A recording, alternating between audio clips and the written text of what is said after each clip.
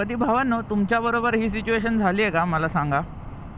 तुम्ही तुमची बाईक एकदम पीसफुली चालवत असाल आणि कोणतरी आजूबाजूनी येतं आणि तुमच्याकडे असं बघतं आणि त्याचा ॲड्रेलिन रश होतं. म्हणजे तुम्ही एक पीसफुली 70-80वर क्रूज करतात आणि त्याचा ॲड्रेलिन रश होतं तुमच्या बाईकला बघून आणि तो असा वाकडा तिकडा गाडी चालवतो. आत्ता जस्ट एक सीन झाला माझ्याबरोबर. तो होता गिक्सरवरती. पोरगाच होता, यंग पोरगाच होता आणि मी आपलं इंटरकॉमवरती गाणी ऐकत गाडी चालवतो.